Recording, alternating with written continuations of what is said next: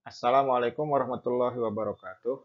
Bapak Ibu sahabat data, dalam video kali ini kita akan mempelajari mengenai tahap pemutakhiran rumah tangga dalam blok sensus atau untuk lebih ringkasnya kita sebut tahap pemutakhiran. Tahap ini merupakan tahap yang biasanya dilakukan sebelum melakukan pendataan survei dengan pendekatan rumah tangga. Video ini terdiri dari 3 bagian. Yang pertama adalah konsep terkait pemutakhiran. Yang kedua, tahapan umum pemutakhiran. Dan yang ketiga adalah mekanisme pemutakhiran rumah tangga pada blok sensus.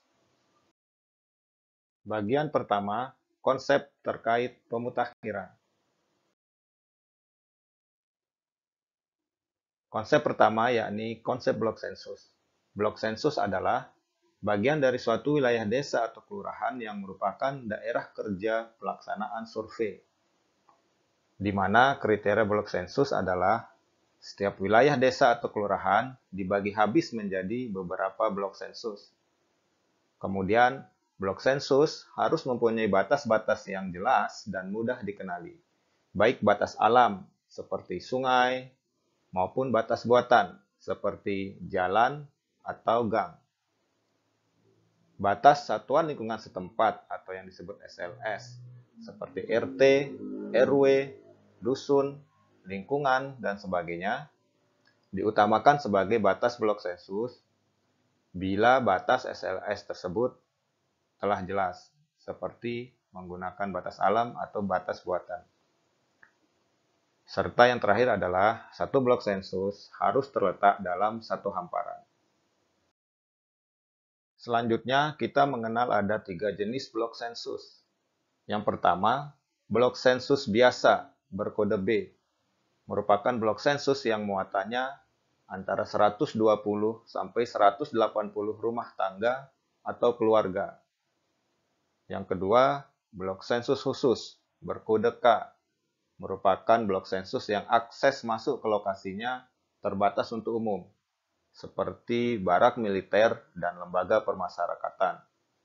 Yang ketiga adalah blok sensus persiapan berkode P, merupakan wilayah kosong yang terpisah dari permukiman seperti sawah, kebun, hutan, ladang, rawa, dan lain-lain. Pada survei-survei bidang sosial kependudukan, sampel yang digunakan biasanya berasal dari blok sensus biasa. Selanjutnya, perlu dicatat bahwa dalam pemutakhiran, baik batas BS dan SLS, keduanya termuat dalam peta yang akan digunakan sebagai salah satu instrumen pemutakhiran. Dalam perkembangannya, batas SLS mungkin saja berubah sesuai dengan perkembangan administrasi di level desa, misalkan RT Mekar, ataupun perubahan batas RT. Namun, kegiatan survei tetap berpegang pada batas blok sensus. Oke, baik Bapak Ibu, ini merupakan salah satu contoh peta blok sensus yang biasanya digunakan dalam tahap pemutakhiran. Kita akan mencoba memahami komponen-komponen yang terdapat di dalam peta blok sensus ini. Yang pertama adalah identitas blok sensus. Blok sensus biasanya diidentifikasi menggunakan kode 4 digit.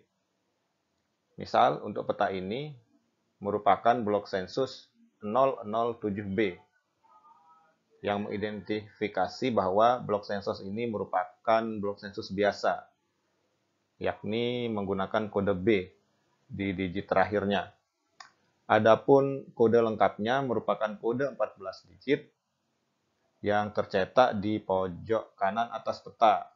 Misalkan ini ya, 52060100007B.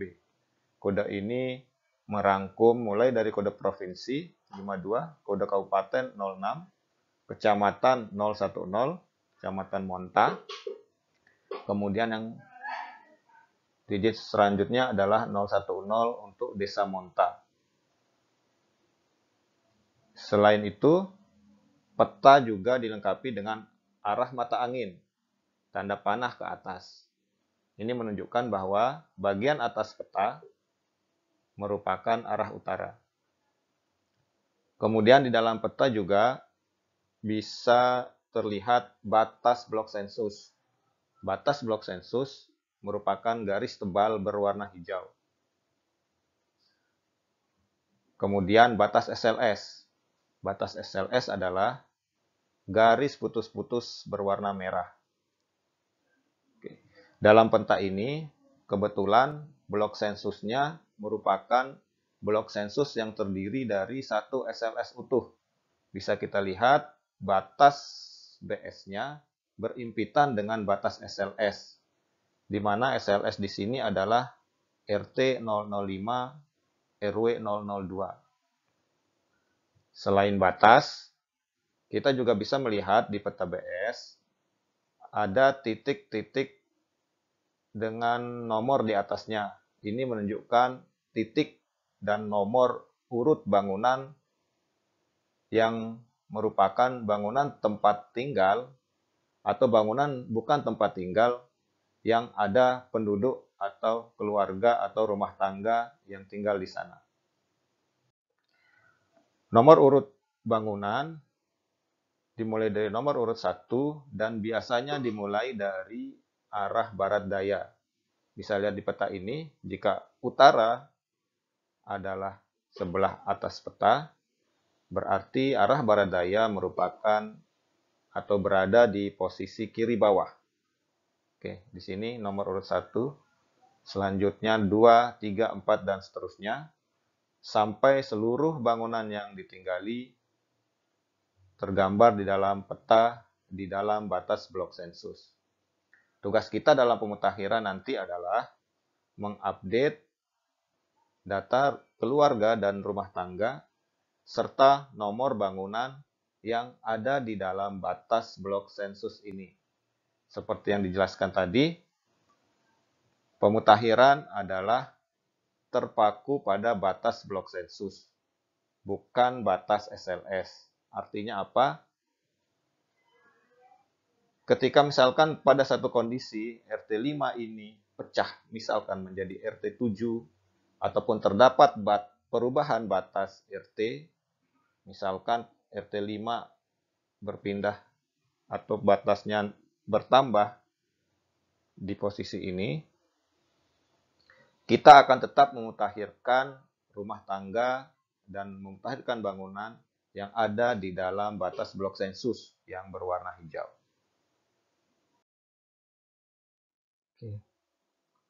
Selanjutnya, peta yang tampil sekarang ini merupakan contoh blok sensus yang di dalamnya terdiri dari beberapa SLS utuh. Di sini bisa kita lihat di dalam batas blok sensus yang berwarna hijau, batas blok sensus yang berwarna hijau,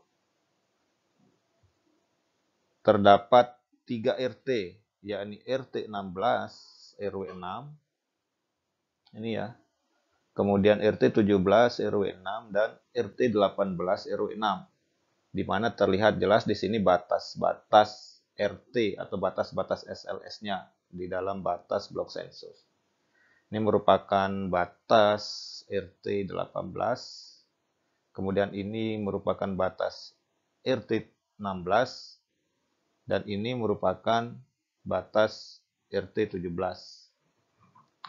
Nah, untuk blok sensus yang terdiri dari beberapa SLS utuh, di sini nomor bangunannya adalah berulang per SLS atau per RT.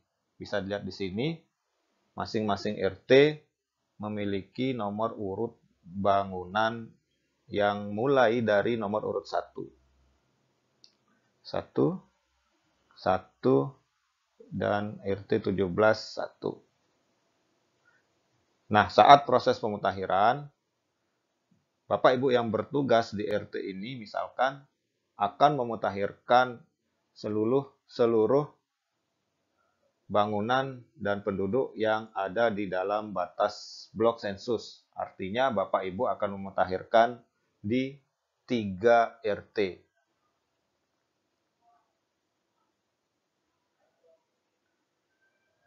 Oke, yang selanjutnya adalah mungkin kita akan menemui nanti blok sensus yang terdiri atau terbentuk dari bagian atau separuh SLS.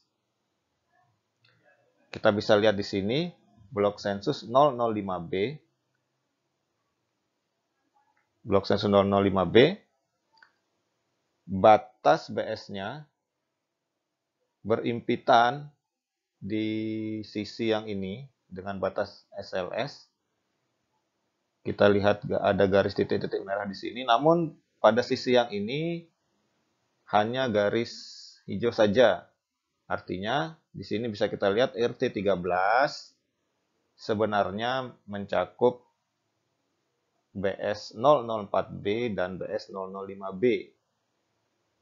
Nah, di sini juga kita bisa melihat bahwa nomor urut bangunan tidak dimulai dari nomor urut 1 di dalam blok 005B ini, tapi dimulai dari nomor 54. Nah, dalam kasus seperti ini, jika Bapak Ibu mendapatkan tugas di blok sensus 005B, tugas Bapak Ibu adalah tetap hanya mengupdate rumah tangga, penduduk atau keluarga yang ada di dalam batas BS, batas hijau. Ya, tidak mengupdate seluruh RT13. Adapun sebagian nanti RT13 akan terdata di blok 004B. Demikianlah penjelasan untuk bagian pertama terkait konsep pemutakhiran. Pada bagian kedua ini, kita akan membahas tahapan umum pemutakhiran. Pemutakhiran rumah tangga terdiri dari 7 tahapan umum yang harus dilaksanakan.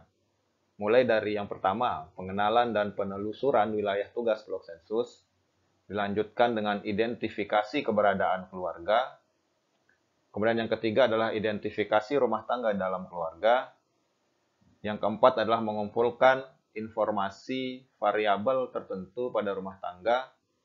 Kemudian yang kelima adalah mengupdate titik dan nomor bangunan tempat tinggal pada peta blok sensus atau yang disingkat dengan peta WB. Kemudian yang keenam adalah penarikan sampel rumah tangga yang biasanya dilakukan di kantor BPS Kabupaten Kota. Kemudian yang ketujuh adalah pencacahan sampel rumah tangga sesuai dengan kriteria survei yang dilaksanakan.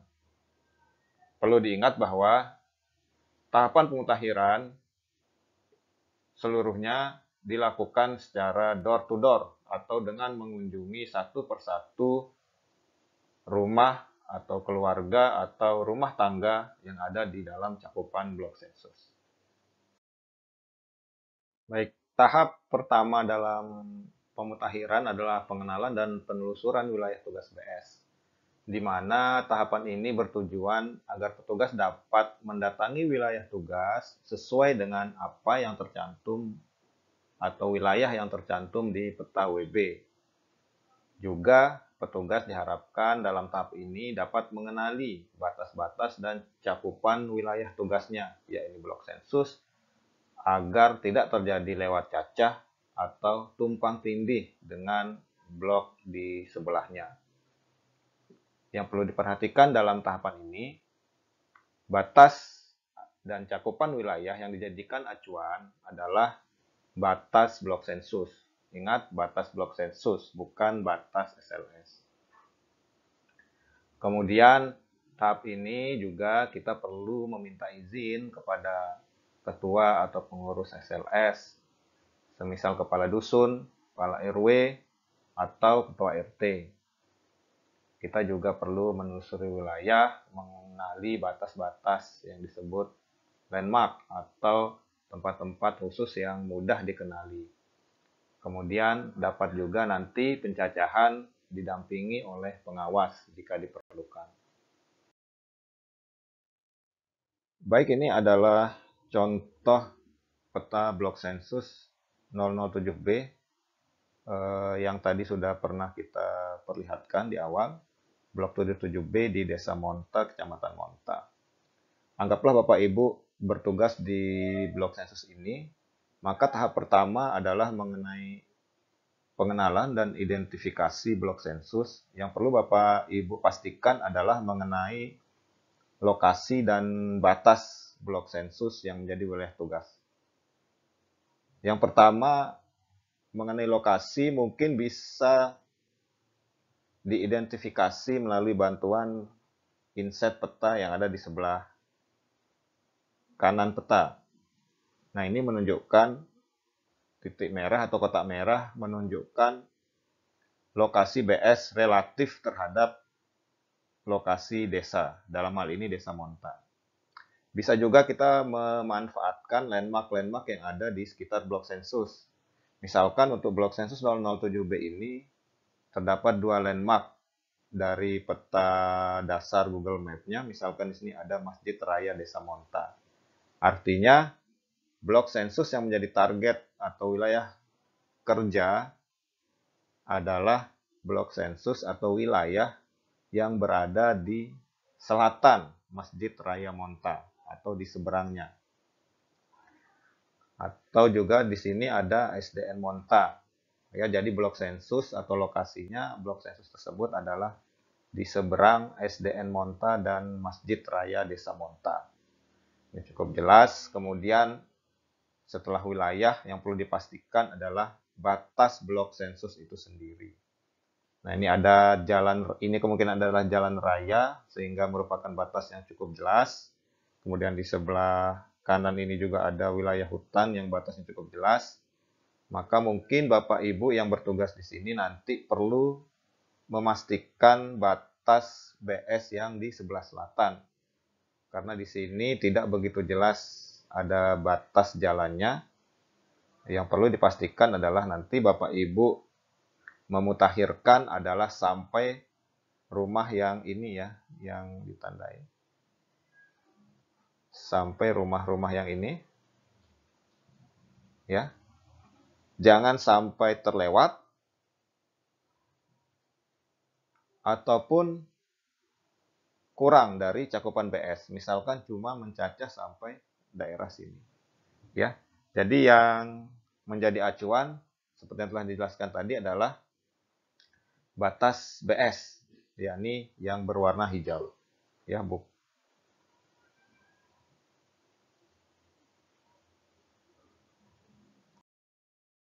Kemudian tahap kedua adalah tahap identifikasi keberadaan rumah tangga. Jadi, selain membawa peta, dalam tahap pemutakhiran, petugas juga nanti akan diberikan daftar pemutakhiran yang berisi informasi nama kepala keluarga, hasil verifikasi lapangan SP 2020 yang lalu, atau yang telah dimutakhirkan dari proses pemutakhiran survei-survei setelahnya.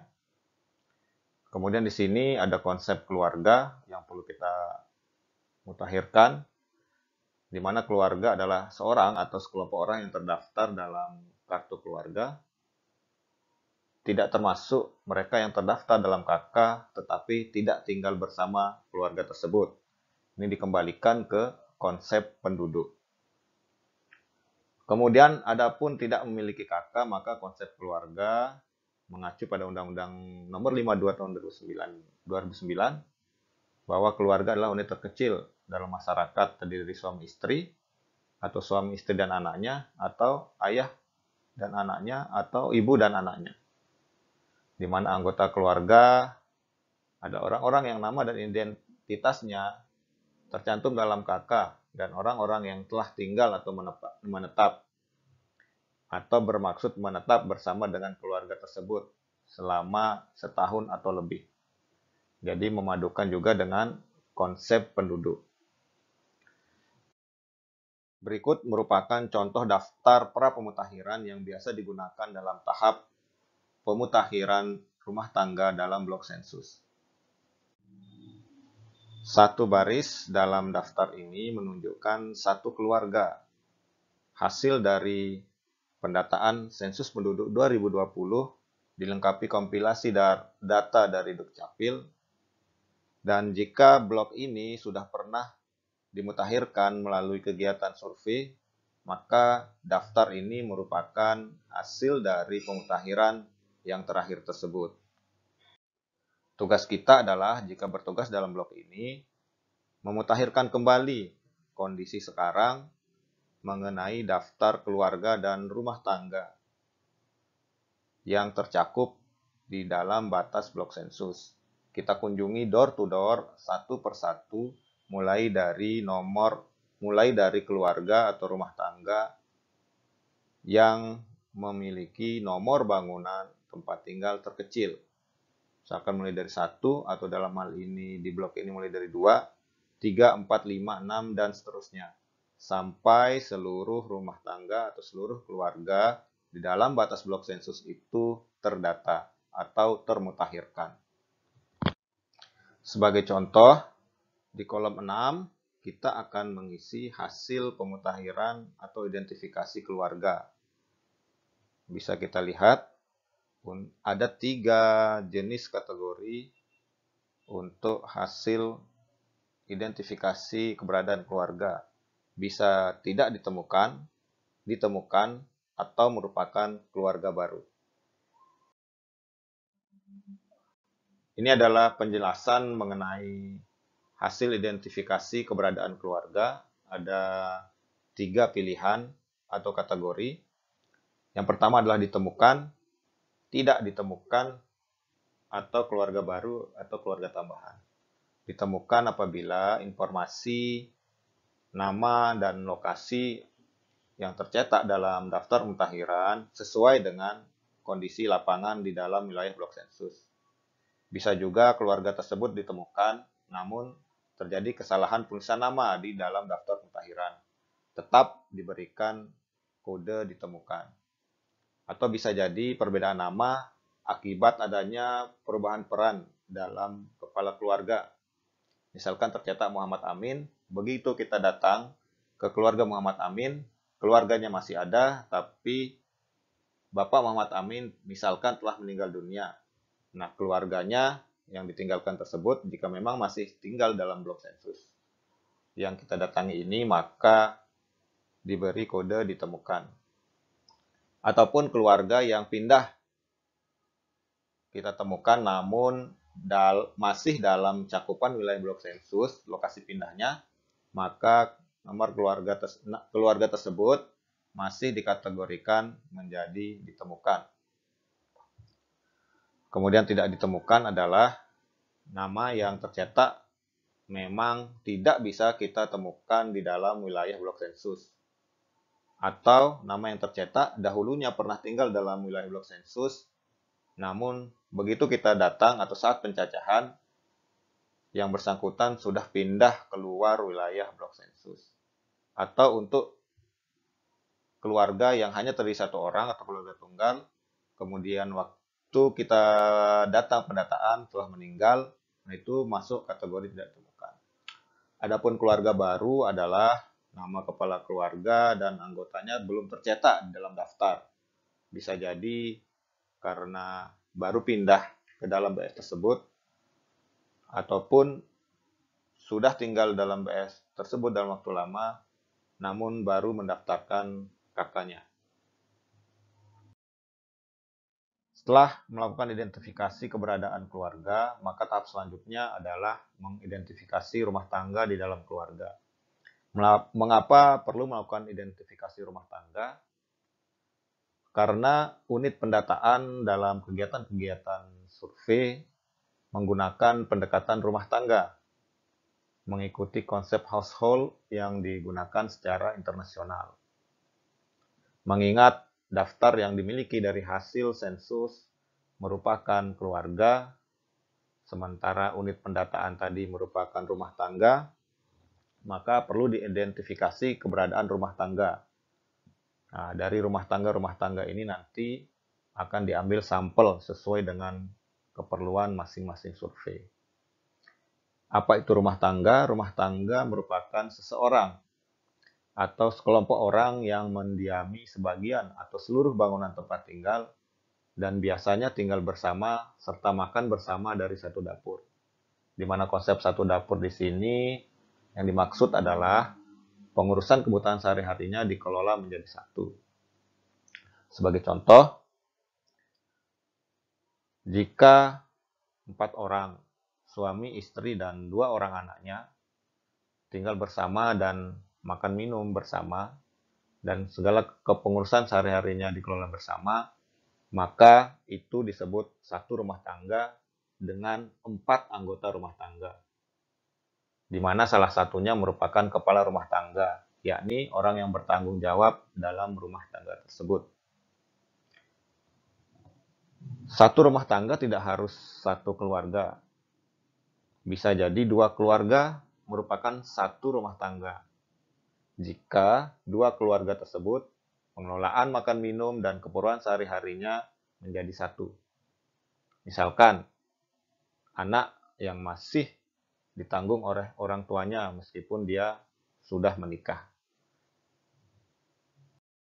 Tahap selanjutnya setelah melakukan identifikasi rumah tangga adalah mengumpulkan informasi variabel tertentu mengenai rumah tangga. Variabel ini dikumpulkan bisa berbeda untuk setiap survei tergantung pada cakupan dan informasi yang harus dikumpulkan. Sebagai contoh dalam kegiatan Sakernas atau dalam contoh daftar yang tadi, kolom 11, 12, 13, 14, mengumpulkan informasi pendidikan KRT, yakni pendidikan terakhir yang ditamatkan oleh kepala rumah tangga. Ini sebagai contoh saja, bisa berbeda antar survei, tergantung kebutuhan. Tahap selanjutnya setelah identifikasi keberadaan keluarga dan identifikasi rumah tangga adalah melakukan update atau penggambaran titik bangunan yang sesuai dalam peta blok sensus. Update atau pemutakhiran dilakukan karena memang pencacah sudah dibekali dengan peta blok sensus atau WB 2020 yang sudah ada titik bangunannya hasil dari kegiatan sensus penduduk 2020. Dan kegiatan penggambaran titik bangunan ini dilakukan sinkron atau bersamaan dengan kunjungan pemutakhiran secara door to door. Tujuannya adalah lokasi nomor bangunan di peta dan di lapangan atau lokasi sesungguhnya sesuai. Jadi peta dan lapangan sesuai juga dengan nomor bangunan dalam daftar pemutakhiran untuk keluarga atau rumah tangga yang bersangkutan. Misalkan Pak Sukirman dalam daftar pemutakhiran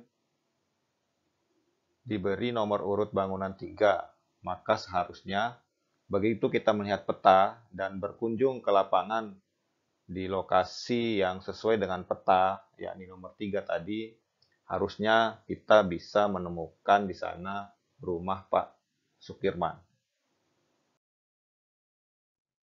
Oke, selanjutnya pada bagian ketiga atau yang terakhir ini kita akan mengulas atau mengulang sedikit mekanisme pemutakhiran rumah tangga pada blok sensus. Secara umum, mekanisme pemutakhiran dapat kita sampaikan sebagai berikut.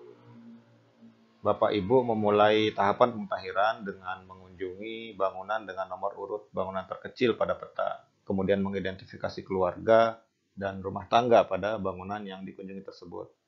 Setelah selesai di dalam satu bangunan atau tempat tinggal, Bapak Ibu melanjutkan ke bangunan di sebelahnya secara berurutan dan memeriksa kesesuaian nama kepala keluarga dengan keberadaannya di lapangan. Setiap bangunan berpenghuni, Bapak Ibu update titik dan nomor bangunannya pada peta WB 2020 atau pada peta BS. Demikian dilakukan sampai seluruh bangunan dalam cakupan blok sensus dikunjungi. Nah, untuk blok sensus yang terdiri dari beberapa SLS, Bapak Ibu harus menyelesaikan pendataan dalam satu SLS terlebih dahulu, baru melanjutkan ke SLS berikutnya dalam cakupan blok sensus tersebut. Demikian yang dapat kami sampaikan mengenai tahap pemutakhiran rumah tangga dalam blok sensus. Terima kasih Bapak Ibu sudah mengikuti penjelasan dari awal hingga akhir. Semoga bermanfaat. Wassalamualaikum warahmatullahi wabarakatuh.